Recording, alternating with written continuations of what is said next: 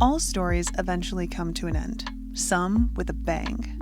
Others quietly fade away. DinoLand USA at Disney's Animal Kingdom, that's no exception. Known for being quirky and maybe even uninspiring, DinoLand USA was far from the most glamorous of lands, but it had its own unique charm. And today, we're here to say one final goodbye to what I truly believe is one of the most detailed and, dare I say, unique areas in all of the Walt Disney World Resort. In all fairness, we're not saying goodbye to the entirety of DinoLand USA, at least not today. What we're going to be focusing our attention on is Phase 1 of DinoLand's countdown to extinction, including Chester and Hester's Dino-Rama and everything within that carnival parking lot area. That includes the Triceratops spin as well as the Midway games. It also includes the gift shop. All other areas of DinoLand USA, so Dinosaur, Restaurantosaurus, the Boneyard, those are going to remain operational until a later date, but more on that here in a bit. Having opened on April 22nd, 1998, DinoLand USA was part of Animal Kingdom's debut. Its goal was to transport guests to North America, particularly the United States, which at the time was famous for being the center of dinosaur-related discoveries. Anchored by the Dino Institute, it celebrated exploration and education while also offering guests a taste of what some might argue are uniquely American experiences. While it might seem quirky, cheap, or tossed together, all criticisms I've heard about DinoLand USA over the years, by the way, DinoLand's actually overflowing with detail. And I'm not just talking about the things that we can see, because it doesn't end there. There's a detailed backstory to DinoLand USA that tells us this area started as a small highway town where amateur fossil hunters found some dinosaur bones in 1947. After contacting some scientist friends, they pooled their money together to purchase the site. Since then, scientists, volunteers, and grad students have been living here trying to find answers about dinosaurs. Eventually, the Dino Institute was founded and opened the site as a fossil discovery park. An old fishing lodge on property became Restaurantosaurus. Everybody's got to eat, right? Meanwhile, the Dino Institute, as well as their partners at a research facility, discovered how to warp vehicles through time, which led them to doing time tours. The area was quickly turning into quite the destination for passers through, so two locals decided to cash in on an opportunity to make a quick buck. Their names were Chester and Hester, and they converted their gas station into a fossil souvenir shop. They didn't stop there though. They weren't going to be outdone by the Dino Institute in their time tours, so they turned their parking lot into an amusement park called Chester and Hester's Dino-Rama, which featured their own version of the popular dinosaur attraction called Primeval Whirl.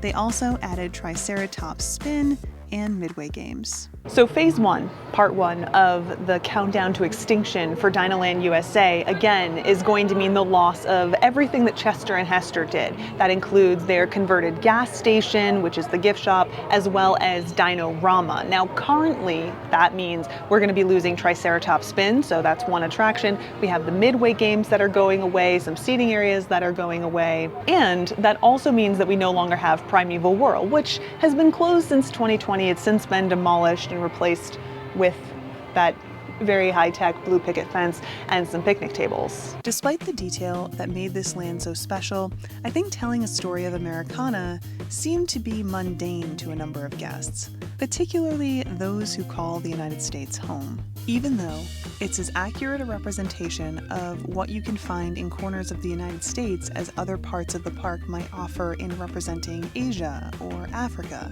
it seemed to be too average for someone who isn't on the outside looking in. And I say that with a great deal of confidence as someone who spent many years on the outside looking in. Things like this, like roadside attractions that you stop at on your 2-day road trip to wherever it is that you're headed, they don't exist in the same way elsewhere as they do here in the United States. I think it's as unique to us here in the USA as safari might be in Africa. But I think that can be a little bit hard to admit, especially when held up against some of the things that you'll find elsewhere in the park.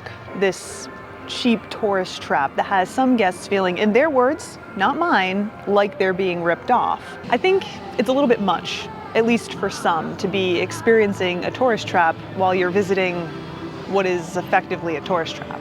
Of course, all this isn't to say that money grab tourist traps don't exist everywhere. They most definitely do. I think that it feels different when it's something that you're not familiar enough with to recognize it for what it is, you know? Like all stories, DinoLands began to wane.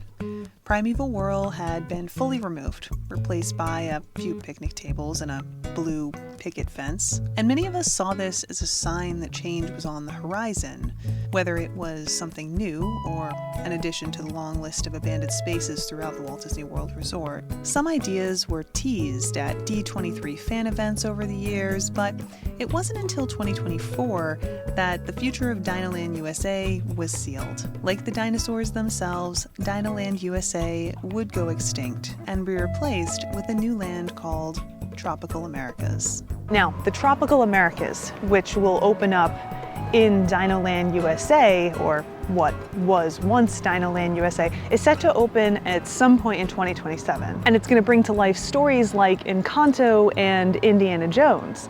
And of course, that is quite a ways away, but it all starts right now. Today is January 13th, 2025, the first official day that DinoLand USA, specifically Chester and Hester's Dino-Rama, is gone. That's right, the extinction of DinoLand USA has finally begun. And I have to say,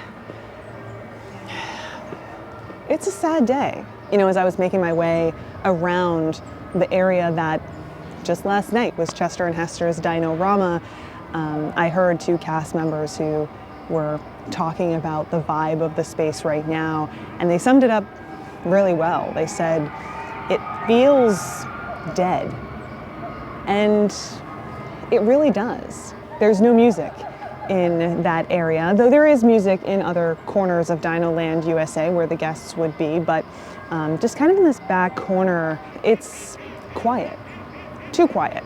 There's no music playing in this corner, which just makes this whole stretch kind of feel vacant as you're making your way past DinoLand and over toward Theater in the Wild. Some of the signs have been removed, which has the area feeling a bit empty as well. And work has already begun.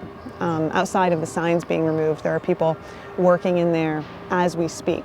It's bittersweet because, well, I'm a fan of new things. I'm a fan of change, even if that means saying goodbye to old favorites, like DinoLand USA, which is one of my favorites here at Animal Kingdom. I like seeing new life breathed into the parks, and I think that doing that is fantastic because it gives the kids of today, you know, the next generation, something that they can really connect with.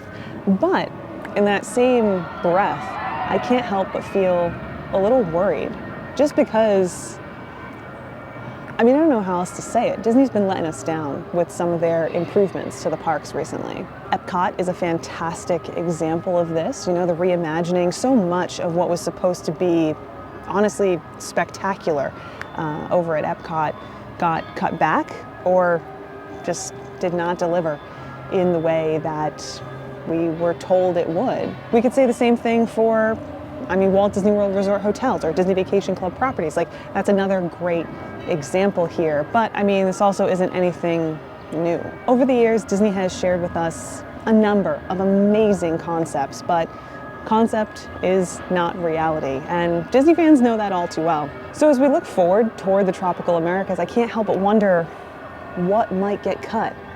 Will this deliver what we're hoping it will? I'm optimistic. I want to see Disney succeed, and I'm hoping that they surprise us with this one. But the question is, will they? We'll just have to wait and find out.